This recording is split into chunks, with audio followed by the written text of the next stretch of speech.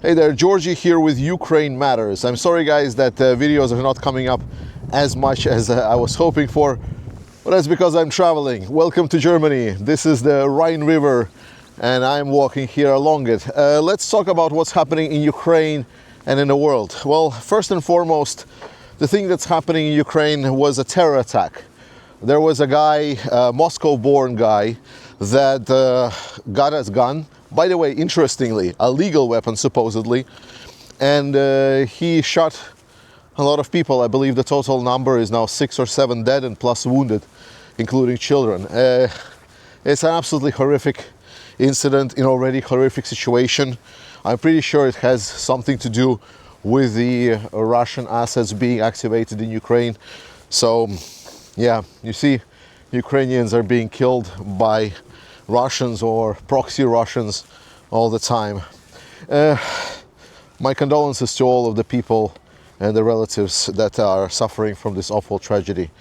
We'll keep being strong with Ukraine. We'll hope we're going to bring closer end to this awful war. Another thing that was happening in the world that a lot of people have been discussing is the elections in Bulgaria. Specifically, a lot of people looked at Radev's victory and they were like, well, he's another pro-Russian guy, therefore the Ukrainians are now screwed. Basically, this is going to be a next Orban. But that's not completely accurate. So the thing is that Bulgaria has been pretty screwed with their recent governments all this time. It was always fragmented, there was always some kind of issues. They had very flimsy alliances, and it was problematic for Bulgaria because not a lot of things could have been done. The recent elections have, in short, made that one party right now is in majority. The party is of President Radev, who is now going to become a prime minister. And this guy, while he generally has been talking about sympathy towards Putin and Russia and stating that there should be some kind of a neutral attitude towards Russia, or at least warming up with some relation, which is fucking atrocious. But he generally is sort of more like populist. He is closer to Fico, and we're going to touch upon Fico as well, in that sense. Right now, with the results that we got from Bulgaria, they are actually not terrible for Ukraine, if you believe so. Because the biggest threat that there was is there are like Russophiles in Bulgarian parliament. The party is called Vidrozhnya, and that party is really pro-Russian. They really like Putin and they really want to be pro-Russian. And the biggest threat was that the government of Radev, he will maybe not gonna get like a full one-party majority in the parliament, so they would have to make an alliance with this pro-Russian party, therefore driving this agenda. And this is where we come back to Fico. A lot of people are very skeptical about Fico, that's saying that he's pro-Russian, and to an extent he obviously is.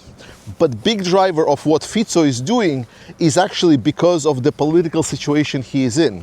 His coalition partner is actually pro-Russian party. So sort of because Fico in Slovakia, he wants to keep the power, so he is forced to adopt some of the pro-Russian policies from his partner.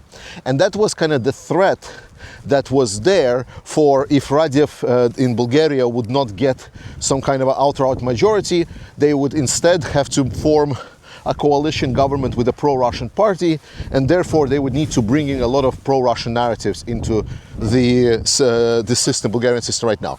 That didn't happen. He got a full majority. More than that, there is actually even more positive news, because the pro-Russian party actually scored much less than they were expecting. So now this opens a whole new possibilities, because while Radev party is in a majority in Bulgarian parliament, and while there might be some kind of neutral to maybe positive neutral attitude towards Putin, generally speaking, if he wants to make reforms in Bulgaria, he needs two things. One, European money. European money, especially right now, comes with certain strings attached. And those strings are that you need to support the common defense of Europe, you need to support the common agreements and understanding within Europe that Russia is not our friend, that we are focusing towards supporting Ukraine. And while maybe Radev will not be supporting Ukraine outright, he will not be blocking. And he actually said so much that, for example, he will not be blocking the loan that is now going to Ukraine. And now we pretty much can confirm that it is going. And the second thing that he needs is, if Radev wants to do, and he wants to do some real meaningful reforms in Bulgaria, he needs the constitutional majority, like 2/3 in the parliament. To get there, he needs the support from some of the other parties. And even if he picks the pro-Russian party that is not giving him enough votes to do anything that would require 2/3 majority in the parliament, if he wants to do any kind of changes in the Bulgarian institutions, he actually needs the support of the pro-Ukrainian parties. So he actually needs to show more sort of a goodwill towards the pro-Ukrainian parties if he is to get their support for any kind of big meaningful reforms, such as, for example, changing the general prosecutor or something like this. So that's why, while the situation in Bulgaria is difficult, that definitely we got another of these like neutral, semi-soft, pro-Russian douches in power. The truth of the matter is that right now the political situation in Bulgaria is not really benefiting him to outright say that we're completely stopping supporting Ukraine and are moving away to support Russia instead. On other news, what is happening on Ukrainian frontline, there are a couple of very interesting activities. First thing, that Russians, as I said, they're trying to do some activities in the Sumy region, and which is a whole another discussion. Why would they do that? Because this is as far away from their stated objectives as it gets.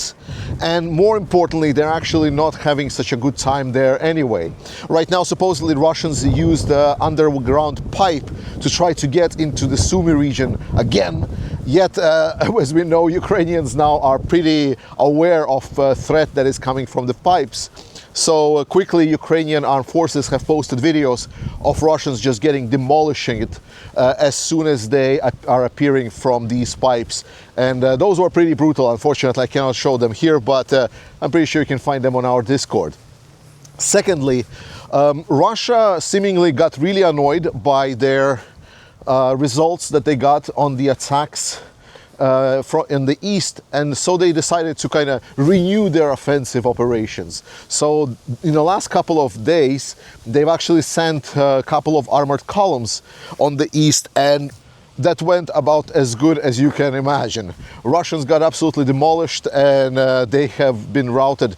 And in generally right now, Russian Z propagandists are crying out because Ukraine is scaling their middle strike capabilities even more, and Russia is actually having big trouble catching up to Ukraine. For a very long time, we've been talking that Ukraine is developing a lot of the drone technology, but the expectation was that Russia will eventually catch up to Ukraine, right? Wrong. Apparently, Russia is actually struggling.